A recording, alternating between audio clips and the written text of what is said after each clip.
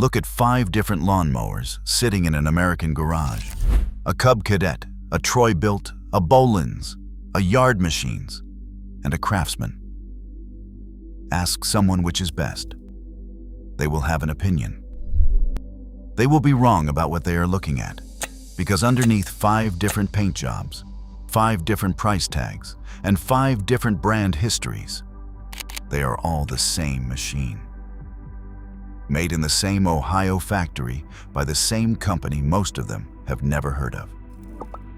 MTD Products has been the largest manufacturer of residential outdoor power equipment in America for decades. They make more mowers, more snow blowers, more riders than any other company.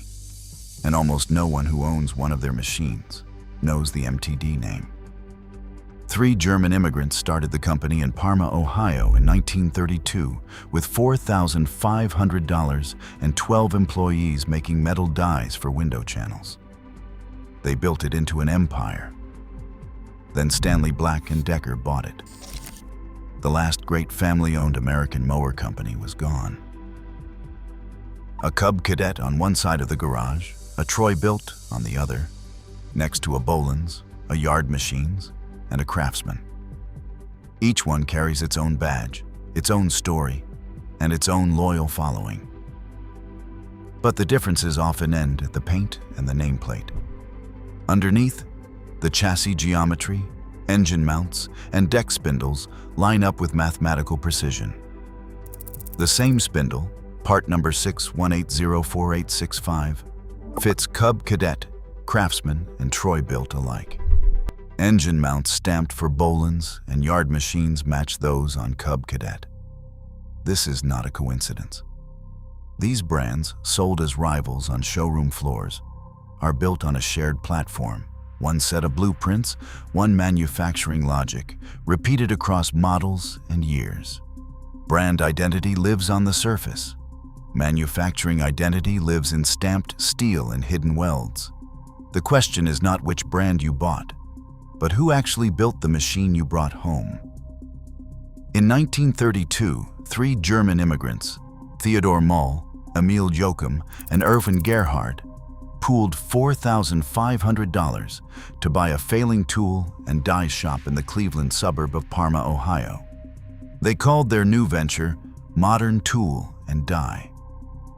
The first products were not lawn mowers or tractors, but perforating dies and a window channel rolling machine, crafted for automotive suppliers like Standard Products.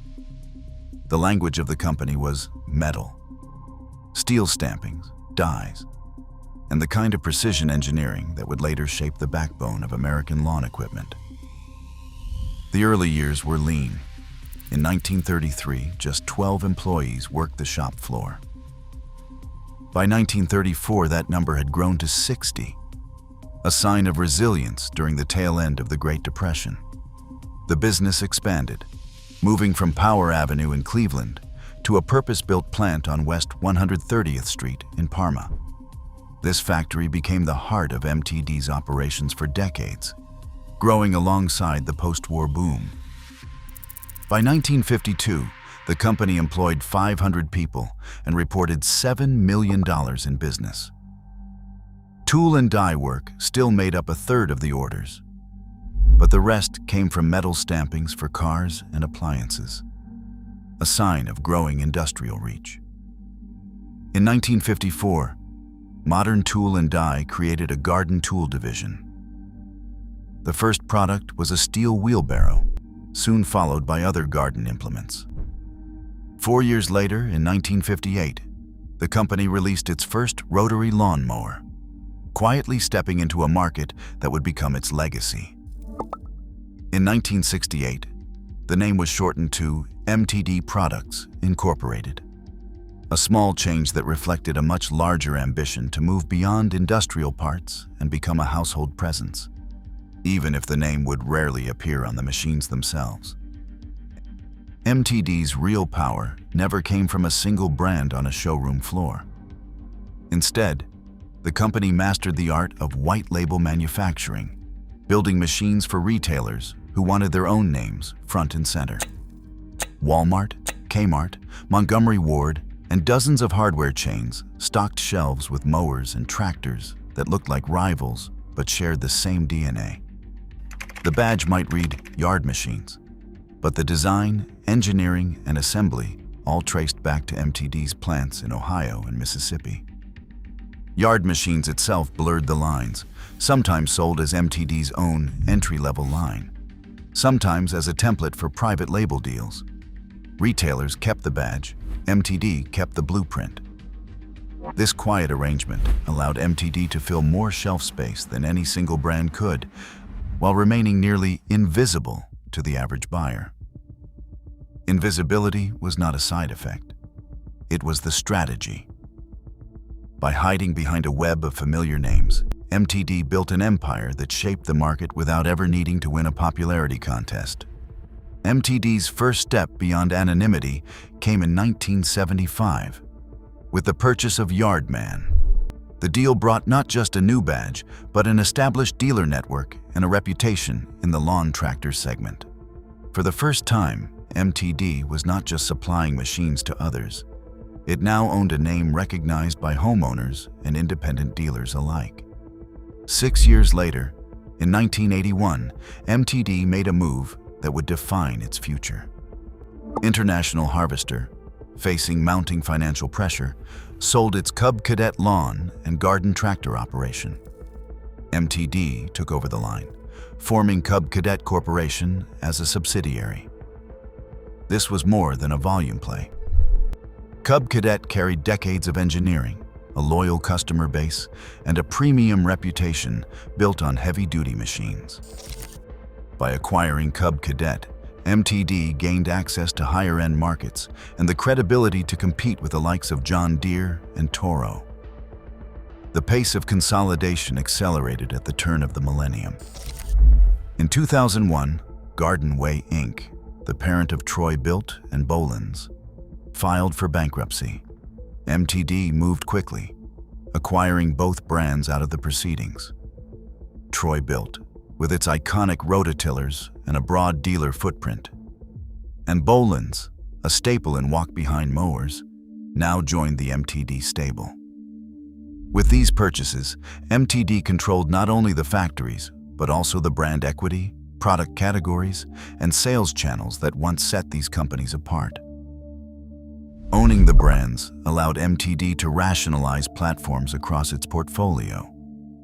Dealer-only lines like Cub Cadet and Troy-Bilt could now share engineering with mass-market models, while still appearing distinct on the sales floor.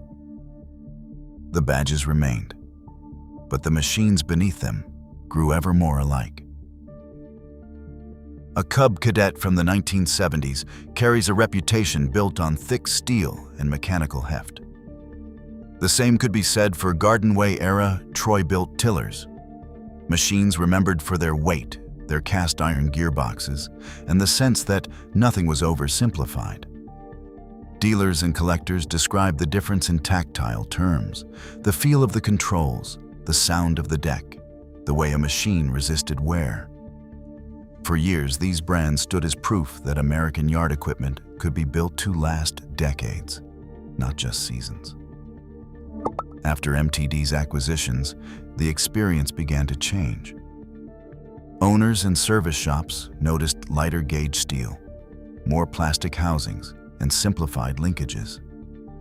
The phrase, "same color, same name, different feel" started to appear in dealer forums and repair shop conversations. Serviceability became a sticking point. Snap-together panels replaced bolted assemblies, and parts that were once rebuildable arrived as sealed modules. Longtime mechanics could trace the shift in exploded diagrams: fewer unique parts, more shared components, less room for adjustment. Yet, MTD's rationale was grounded in numbers. By standardizing platforms and materials, the company could manufacture at a scale that made riding mowers and tillers affordable for millions more households. The engineering trade-off was deliberate. Lighter materials and modular assemblies meant lower costs, faster assembly, and easier shipping. Where some saw a loss of character, MTD saw access. A family that once could not afford a Cub Cadet or Troy-Bilt now found them at big box stores, often for hundreds less than a dealer-only rival. The debate was never about nostalgia alone. It was about what counted as progress. Premium durability for the few, or reliable function for the many. The tension between those visions ran through every badge, every part number, and every machine that left the line. In 2018, a quiet but decisive move began to close the book on MTD as a family-run company. Stanley Black Decker purchased a 20% stake, a transaction that drew little notice outside the industry, but set the stage for a much larger handoff. At the center stood Robert T. Moll, third-generation leader and the last in a direct line stretching back to the founders. For 3 years, the partnership operated in the background, with Moll still holding the reins.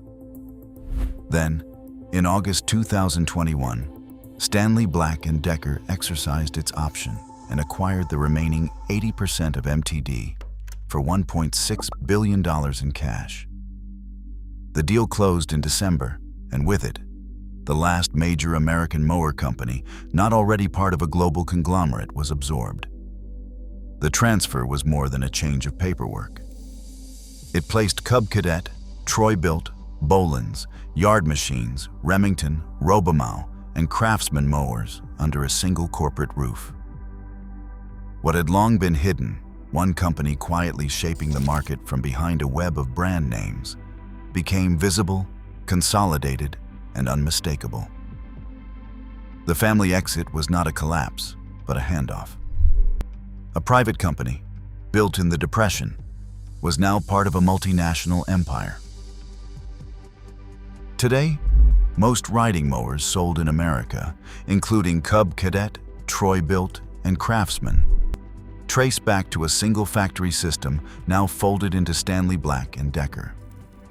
The corporate structure behind familiar brands remains invisible by design. In a world of private labels, the badge is rarely the whole story.